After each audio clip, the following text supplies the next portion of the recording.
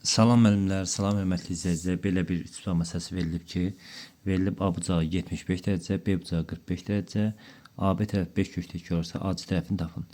Baxın müəllimlər, nə edə? Biz dərhal buradan A təpəsinə bir hündürlük çəkə bilərik. A təpəsinə hündürlük çəkdik. Tutaq ki, bu çəkilən yerdə olsun, tutaq ki, AH. Baxın, burada nə görürük?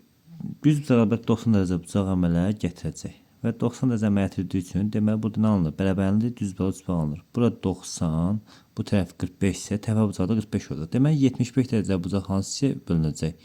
45 volt olaraq 2 hissəyə bölünəcək. Bura düşdü 45, digər tərəfə düşəcək nə qədər? 30 dərəcə. Baxın müəllimlər, 45-30 düşdü, düzdür? Bərabərli düz bucaqdır. Hipotenuz 5 köşdə 2 olursa, katetlər neçə olacaq? Hər biri 5 olacaq, düzdür?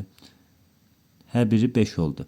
İndi baxın, bu təpə bucağı 30 dərəcə, bir bucaq 90 dərəcə, digər bucağın payına düşəcək 60 dərəcə olacaq. Deməli, 60 dərəcə bucaq qarşısında katet neçədir? 5 olarsa, 30 dərəcə bucaq qarşısındakı katet 5 bölünsün kökdə 3 olacaq, düzdür? Yəni, bura oldu 5 bölünsün kök altda 3. Sonra bizə nə lazımdır? X, yəni hipotenuz lazımdır. 30 dərəcə bucaq qarşısında katet hipotenuzun yarısı. Deməli, hipotenuzun yarısı 5 bölü kökdə 3 olarsa, özü neçə olar? 5 bölünsün kök altda 3 vurulsun 2. Yəni, neçə olur cavab?